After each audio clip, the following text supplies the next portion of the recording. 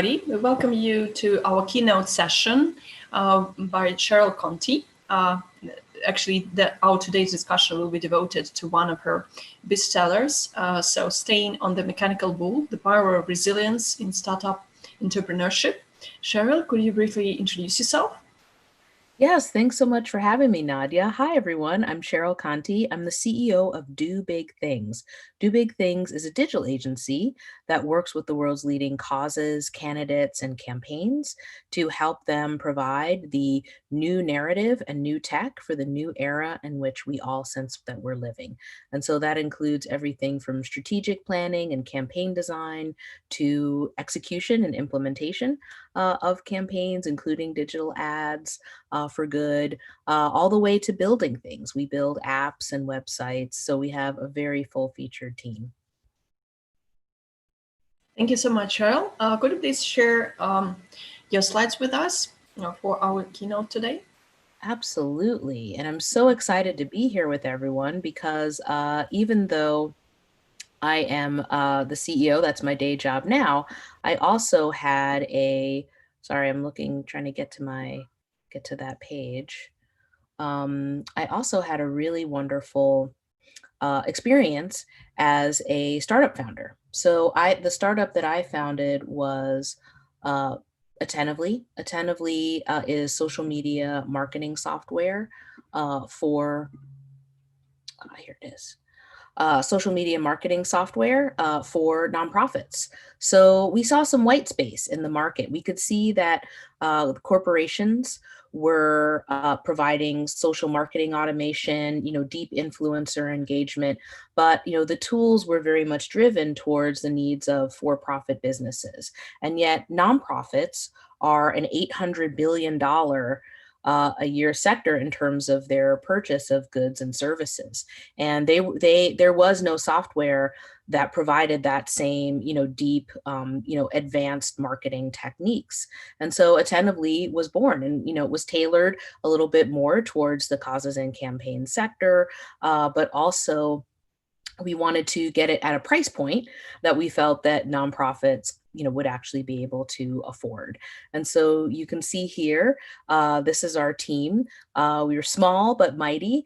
And you might notice something unusual about our team, that we were femtastic, chick blessed. We were really proud to provide a home for female technologists and startup founders, who wanted to work in a social impact space. And, this team, together, ended up, working with Fortune 500 companies, that had mission-driven projects. We ended up working with, major campaigns, including the Obama campaign. We worked with amazing nonprofits like Moms Rising was one of our early customers. And so, we were really proud to be, female founded, female led. Our CTO was a woman, but of course we had some amazing men joining us as well. Even though we were small, within our space, we were highly visible for sure. And you can see here's some of the coverage that we received and some of the awards that we were given. And what's really exciting about this story is that Attentively ended up being the first tech startup with a Black female founder on board, myself, to be acquired by a NASDAQ company. And we were a social impact startup that ended up being acquired by a social impact corporation. And, we see that as proof of the emerging economy, that it is possible, to invest in so-called non-traditional founders, such as women. And, we made our investors money. Hopefully no one walked away happy. So what had happened was, if you were wondering, I think most people, launch their startup and think, I can do this, we can do this. And, we saw, certainly we had peers in our space who had launched startups, and we thought, well, they're not smarter than us. At the time, it didn't occur to us that those people who were friends and colleagues tended to be male and often white. We just didn't think of it that way. And so we thought, wow, this will be great. I think any startup founder, no matter your background, will tell you that the startup journey looks a lot more like that second picture on the bottom. I mean, the struggle is really real, especially at the end where it's like raining and you're climbing up that last hill, to the finish line. The startup journey is a real roller coaster. And that's why I named my book Mechanical Bull, How You Can Achieve Startup Success. It very much, feels like, the part of the trick is just holding on till that Bronco bucks you. And seeing if you can say the course. But there's also a hidden meaning in the message of the title of the book, Mechanical Bull. It's different when women ride. And I know for a fact, I've actually been on a mechanical bull. Thank God there was no social media back then, because that wouldn't have been, I didn't last long, Nadia. Okay. It wasn't a very long journey. But what I noticed in that moment is, when a man rides the mechanical bull, that people are looking at, his strength, his stamina, like how long is he going to stay on? As soon as a woman gets on the mechanical bull, they're just looking at all the jiggly parts, right? It's a very different energy and everyone turns around. Like it's very, like it really catches people attention. And I think that at least my experience in the startup world, especially in the time that we were doing it, we found it attentively around, I want to say 2011. And got our first investment in 2012. That doesn't seem like a long time ago, but in the world of the internet, it was a different time. And yeah, we were really visible, and all eyes in the room, even though we were small, were certainly turned towards us. So I learned a lot from that, as you can imagine. And I wrote the book Mechanical Bull in part because it was the book that I wish I'd had when I was just starting out. And it follows the life cycle, and I think that's a really important thing for people to keep in mind, is that, you may start off and have this dream of entrepreneurship. And when you get in there, you think, oh, I'll just do this for the rest of my life.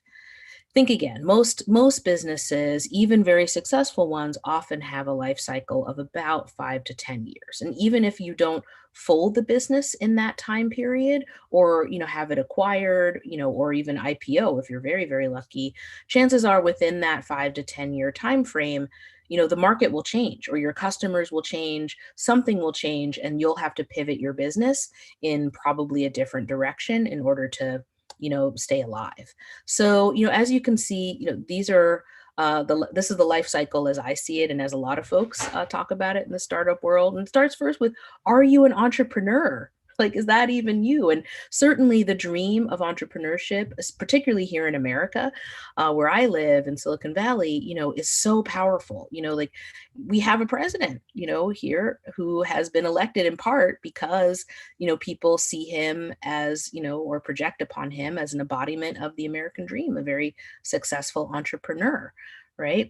Owning your own business sounds, really exciting. And yet here's what I have to tell you. If you dream of being your own boss and working from home, the reality of that often is instead of, one or two bosses, if you have your own business, now you have tens, hundreds, thousands, maybe millions of bosses. Those are your clients and customers. Okay. And maybe your investors. And if you're working from home, chances are you, in your pajamas, it's because you can't afford an office and you've been working nonstop and you haven't had time to put pants on. So if that still sounds super appealing to you, like keep going, keep reading. And then there's the idea, right? I mean, there's so many great ideas. And I find, particularly with non-traditional founders, they're very protective of their idea. They're like, oh, I don't want to tell too many people. I don't want anybody to steal my idea. Let me tell you something, okay? Most people are dumber and lazier than you. Do not worry less about someone stealing your idea and focus more on how can I socialize my idea the most so that I can find investors, clients, partners, employees. Like the more people you talk to, in fact, the more you're going to magnetize towards yourself. Team. Speaking of which, I find particularly with non-traditional founders that they've had to have been an army of one for so long. They've worked so hard to propel themselves that they think I can do it all. And any investor is going to tell you that in fact they look for a diverse team. Diverse particularly in terms of skill set. Right? Like you, the founder, may be an amazing technologist, or you may be a great talker. You're a really great salesperson, or maybe you have the product vision, you're the visionary. But in fact, you need a whole different set of people. If you're building something, right? If you're making a product, like an IoT product, you need to make sure, and a really good investor is going to say, hey, do you have someone on your team as a founder or an employee who knows something about manufacturing? Like that's important. If you don't, that's something you can look for an investor to help you connect with. Speaking of which, you have to think through bootstrap or funding. Once you've started to get all of these pieces together, the drive, the idea, the team, do you bootstrap, meaning do you use your own funds to get up and running, or do you find funding, whether it's a small business loan, or investment, whether seed or venture capital.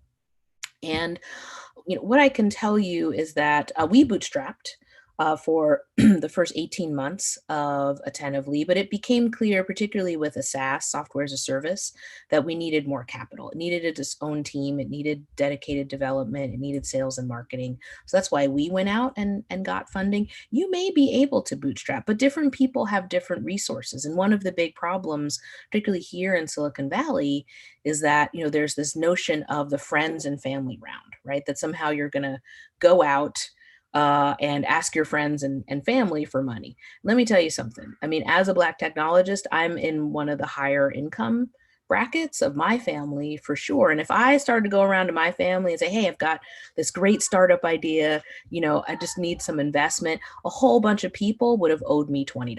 Okay. Like it would have, I wouldn't have raised much money, as people might have owed me money. So, I think, particularly if you're in that category of saying, hey, I don't necessarily have friends and family who are CEOs or executives or have a lot of resources, you need to start looking at places like Cabbage or Fundera. They're actually, the good news is that it's easier to get capital for a small business, particularly here in the United States, than it used to be.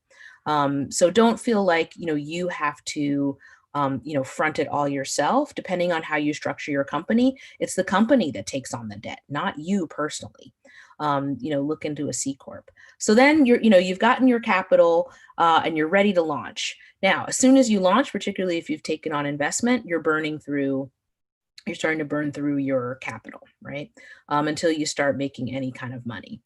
So, from that minute, the clock is ticking, and, you're going to have to make decisions very, very rapidly. I would say in my current business, which is more of a digital agency, I try to make sure we're making quick decisions and then reevaluating them every 3 months, right? To see if they're taking traction. I would say that cycle of make a decision, take an input, make a decision, reevaluate that decision, pivot.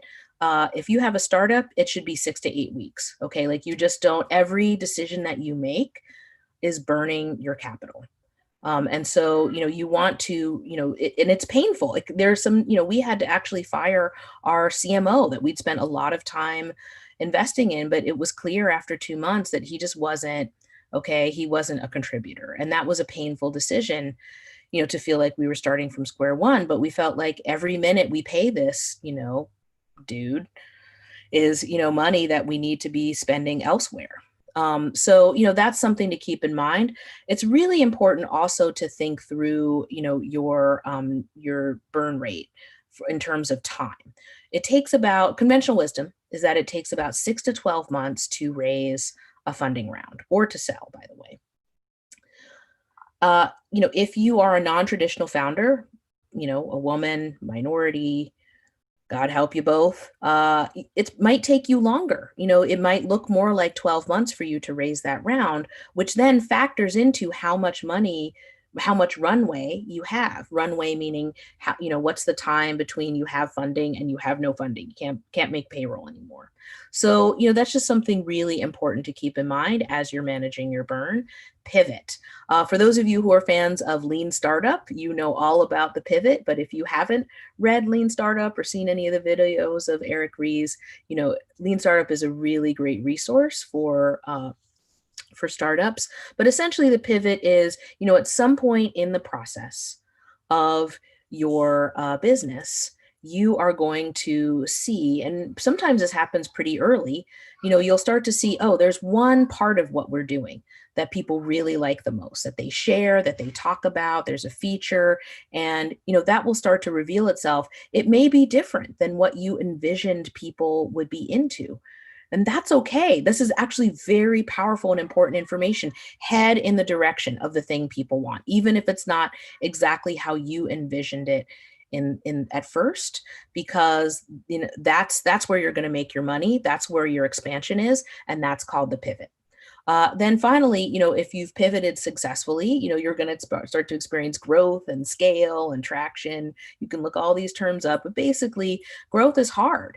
Studies have shown that, for every inflection of people, maybe you're under 10 people and then you have 18 people, you start to have 30 people or 50 people. It's almost a different business at every stage of that level of personnel. And so that requires you as a leader, to continue to grow, to continue to evolve, to continue to innovate. And finally, exit. There are only three exits at this point. Maybe someone will think of some more, but basically there is IPO, a public offering, where you're on the stock exchange, and that's very rare. Only 1 to 3% of companies make it to that. There is being acquired, and there's 4 flavors of being acquired. I'll get into that in a second. And then there is failing. Okay, and in America, I don't know about where you are in America, something like 90% of startups fail in their first year. And of those, 90% fail in their third year. The numbers are different in, say, France. In France, 50% of startups fail in their first year, but that's partly because it's much more difficult, or at least it used to be more difficult to start a small business. Here in America, you can do it in 15 minutes. Okay, anybody can start a business anytime. It's easy. You can use the internet, Delaware. So, that then there's a little bit of a higher fail rate. Look, even if you fail, and you probably will, okay, if you have a startup, the good news is that you can fail up. We could have failed at Attentively. I mean, if we hadn't been able to sell, we probably would have gone out of business within a few months. But I still would have seen it as a win. And here's why. I learned so much. And any savvy employer is going to understand, they're not going to see someone who failed. They're going to see someone who dared, and believed in their vision, and was a leader, was an executive, ran a business. There are so many reasons why a business might fail that have nothing to do with how smart you are or how hardworking you are, or ambitious or driven. There's so many environmental factors. And so, any savvy employer is going to understand that and see you as someone who is qualified for a higher level of authority, within their organization than before you started your business.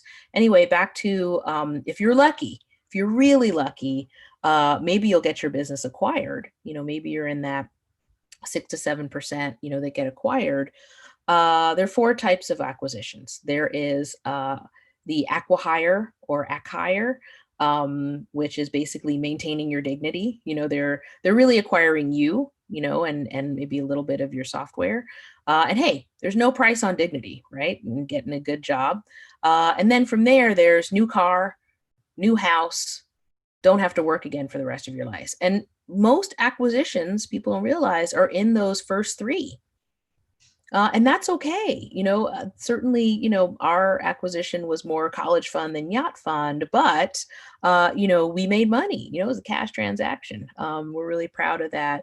We were able to, and the other thing that makes me really happy about our story is that, our technology ended up getting, into the workflows of over 40,000 nonprofits worldwide, which was our vision. And all of the software, all of the CRMs in our space adopted similar software. And that was part of why we had started it, was we believed that this was technology that was important. So here's a few things I know for sure. Yes, I did borrow that from Oprah, so sue me. Ride or die, or plan to keep trying, especially in this time of COVID-19. This feels like an existential moment, I think, for an awful lot of people. And certainly, for when you have a startup, it is an existential struggle from start to finish. So I get it. And certainly this is true of startups, I think, at any time, but very much true now, in these changing times that we live in, is that, the people that you're with, you are going to find out more about them and them you than your own mother. I mean, literally, there are things that my business partner, Roz Lemieux, knew about me that my own mother didn't know. Okay. And so, are these people that you're willing to go to the mat for? Are these people, who you trust? And if you smell something, if someone's not pulling their weight, or, they, seem dishonest, like, it's better to cut those ties early. It's not going to improve over time. And so, plan to ride or die, and pick your posse well. A few things, other things I know for sure, it's different when you look different. The experience of the woman on the left versus the man on the right, and how they're going to experience startups, is going to look really different. I mean, I'll tell you, I was talking to the leader, the executive director of, a major, like a well-known, well-established angel network for women. And she said, we've really been trying to work hard, to improve outcomes for Black and Latino women. And she said, we actually managed to weed out all of the bias in our system, to actually, get really great candidates. But what we found was that it was really hard to get people to just finally write that check, and it took, it took 7 contacts for, your average just, white female founded company to get checks. It took them 50 contacts to get, that a woman like that funded. Even, though, similar stories, similar, quality of revenue. So yeah, I mean, the struggle is really real. That said, there are some advantages, and, all of the studies show that when you have diverse founders, when you have a diverse team in terms of, people from different backgrounds, you have higher profits, you have higher productivity, so look, here's what I would say, is particularly if you're an investor, any, broker is going to tell you, you need to diversify your portfolio. And I would say, if you're pattern matching, if you still think pattern, especially in this day and age, in a time when we need to be resilient and bring new ideas to the table, when we need to solve new problems, when communities have needs that they may not have had before, you need to look beyond, the usual suspects. You need to break the pattern matching and make sure that you're bringing as diverse, a table of products and services as possible. That's what resilience looks like. Certainly, more people need more resources. Again, especially right now, part of it is an information gap. I think a lot of people don't even understand that, they can get help, to launch their business, or that there are people who want, to launch a business with them. I talk all the time about FS6, which is a really great social network for founders and investors, or AngelList. LinkedIn is also an amazing resource. So I believe we can all have much more impact if we make sure that we're providing more opportunity. Here's what I've been doing about it. Some of you may know Van Jones of CNN. He's an old friend of mine, and he got really interested in this topic of diversity in tech some years ago. And together, I helped him co-found Yes We Code. And Yes We Code is all about helping over 100,000 youth of many colors to become technologists, because I think my job is cool. More people should know that these jobs are available to them. And I also wrote Mechanical Bull. It actually became an Amazon bestseller in some categories. And it's really funny. I used to describe it in the before times as an airplane book. Maybe you're not hopping on an airplane anytime soon. Maybe this is a sitting on your patio, having a drink book. But I've tried to make it really funny and entertaining.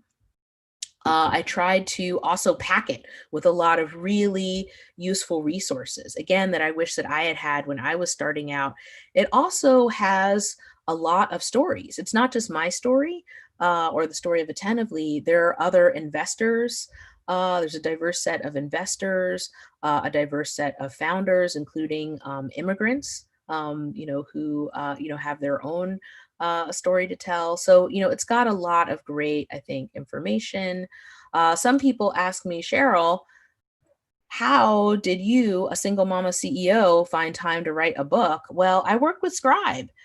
Scribe Media are amazing. They're not paying me to do this. I just, had such an awesome experience. I really recommend them if you're thinking about writing a book. A book is an amazing marketing tool, but it's also a way to just share yourself, share, what you've learned with the community, and therefore increase your community. As you can see, Tiffany Haddish, movie star, actually wrote her book with Scribe, which is kind of funny.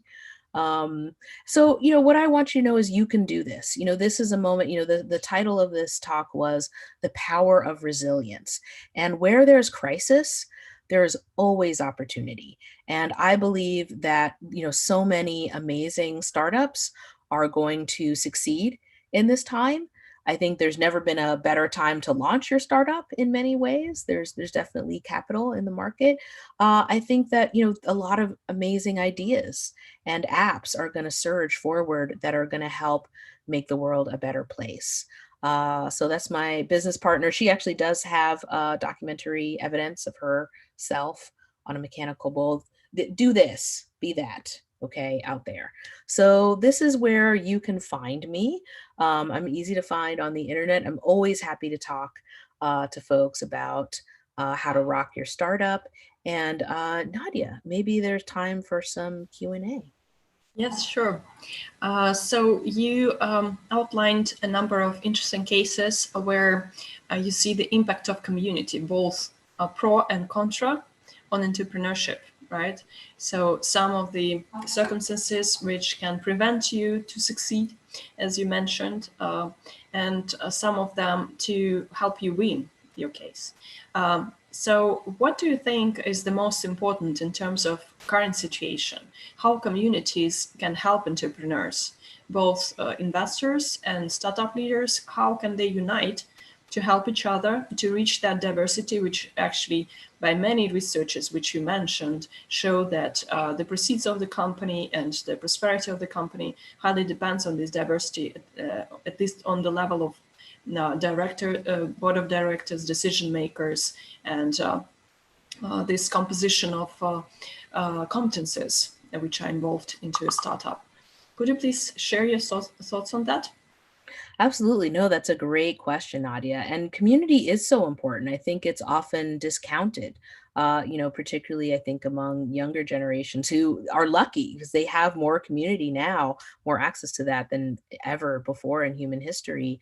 I wouldn't have been able to start my businesses without the network that I'd created and the community, and I certainly wouldn't have been able to keep them.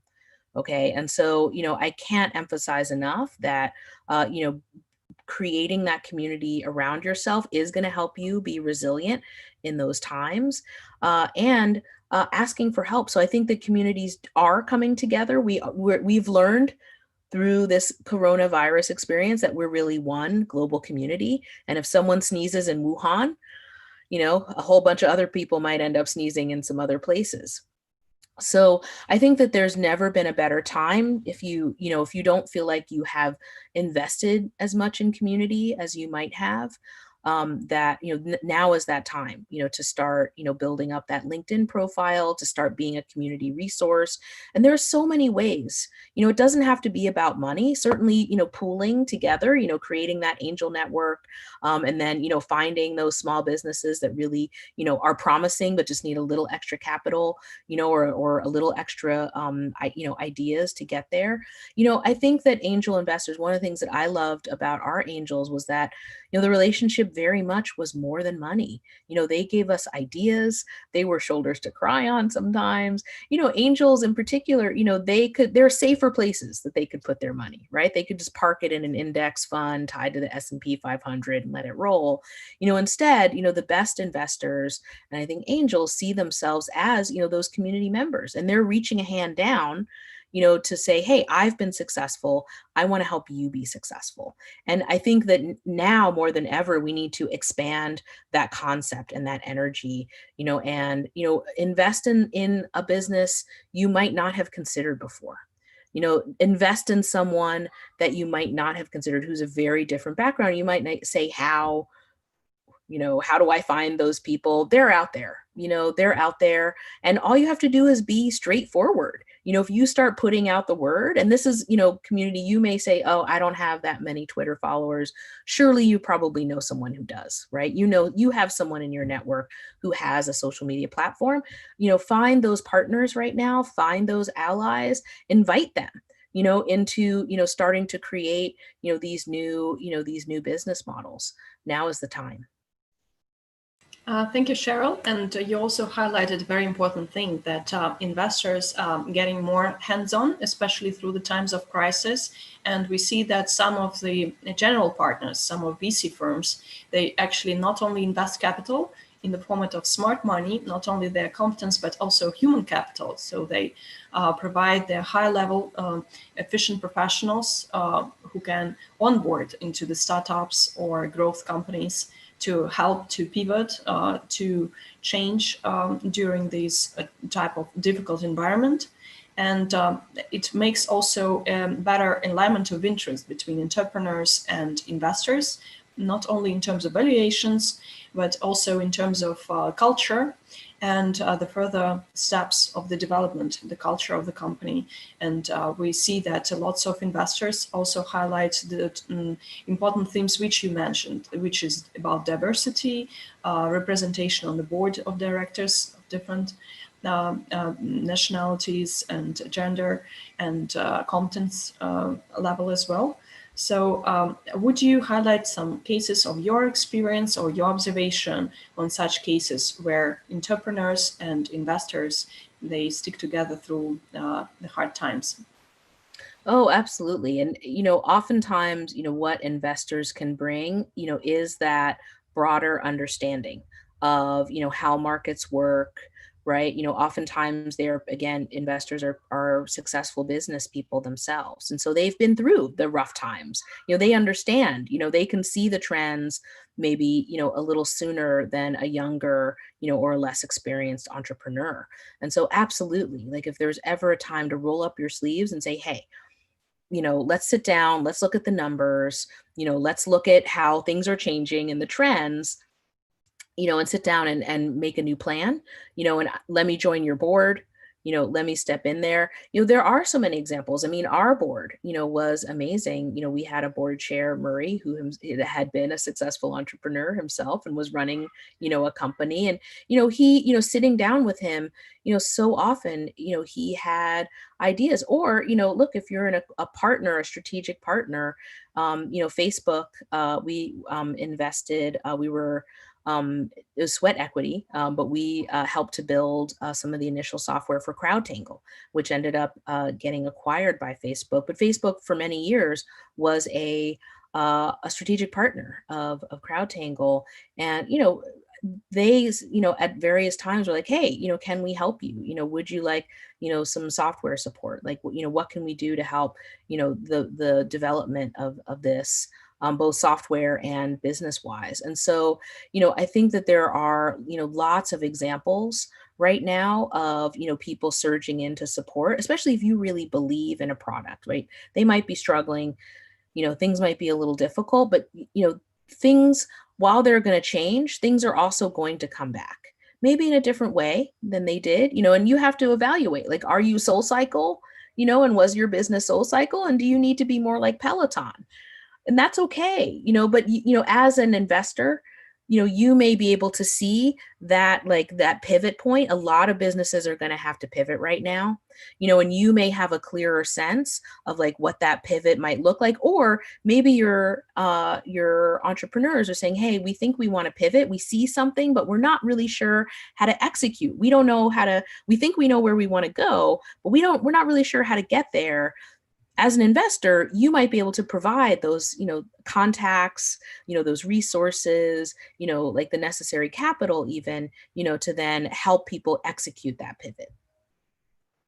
Thank you, Cheryl. And we also have the Startup Leaders Club, where we have discussions between the peers across different industries, so that there could be ideas from different parts of different industries and backgrounds. And at times we have very interesting synergy effects, unexpected ideas right on the call. So today we had a case like this. So one of the entrepreneurs was really inspired by the question from the investor side and from the peers.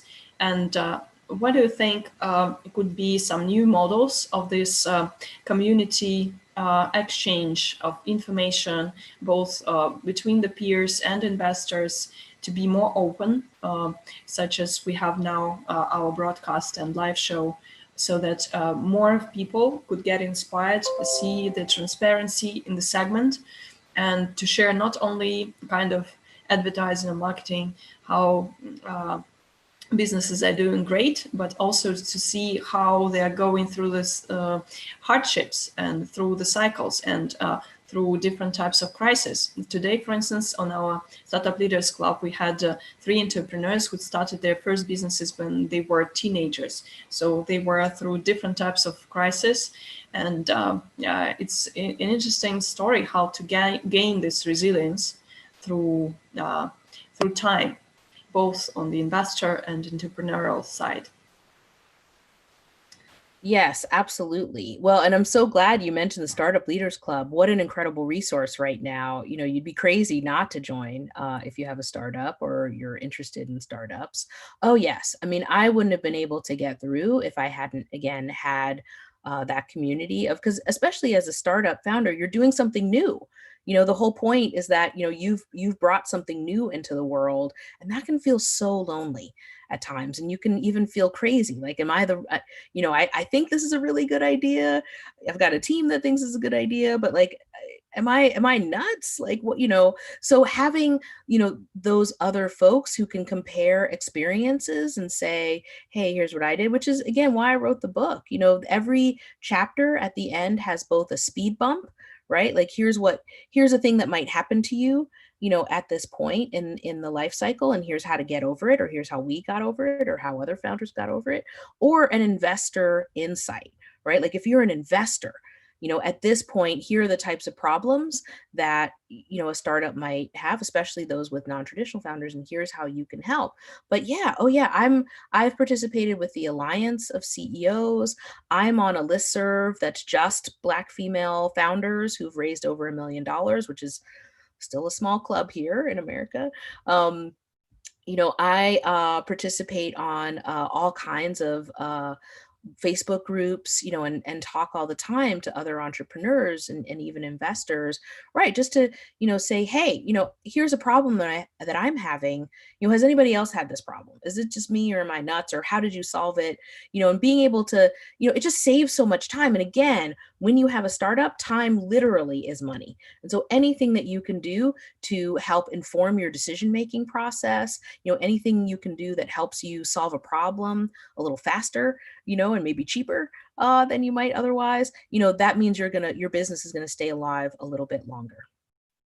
Yes, Cheryl, thank you. And I also wanted to share the case of our Women Leadership Forum. We also have not only business-related discussions, but also share the whole life stories of women entrepreneurs.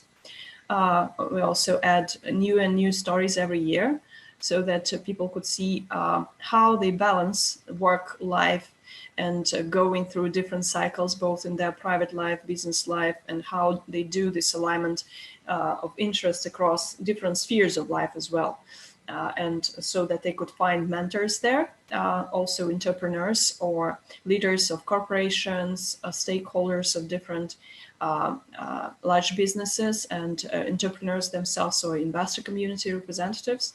And the more communities you have, and the more diverse they are, the better resilience you may have.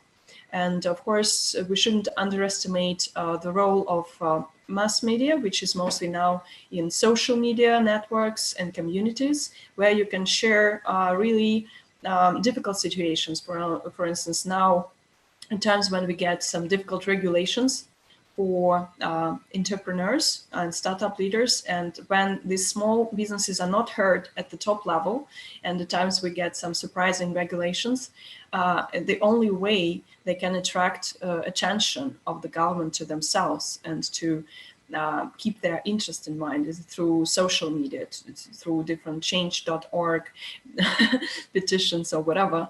And at times it's really vital to address these issues and help some businesses to stay alive, especially in such difficult situations. And we have different regulations in various countries. And when people go global through technology, through communication, through such no border approach as we have on our platform as well, the more you can get the value across these borders, the more examples and cases you can bring, the more sophisticated regulations you may get to take into account all the diversity groups which should be included, not just something by default, which we all used to, just to keep kind of status quo, right? What would be your final comment before we go to our next sessions?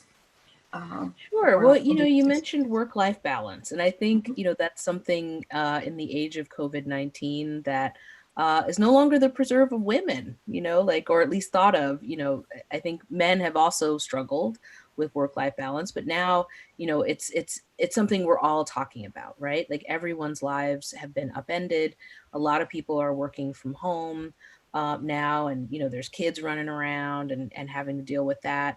And look, I think that we are going to come out of this period with a different sense of what work-life balance means. And look, when you've got a startup, I mean, talk about like, there is no word like this. There is no work-life balance. Work-life balance is very difficult to achieve. And, what I would say is, if you don't find balance, what I found, at least in my life, if I don't find balance, balance has a way of finding me. And that is true, even in this time. And so I think that, what the invitation in this age of coronavirus is that you can rethink. Everyone's having to rethink, what that work-life balance is going to look like going from here. And within that are an awful lot of opportunities for businesses, for example, that help people, either reimagine or reconfigure, their lives around their homes and families.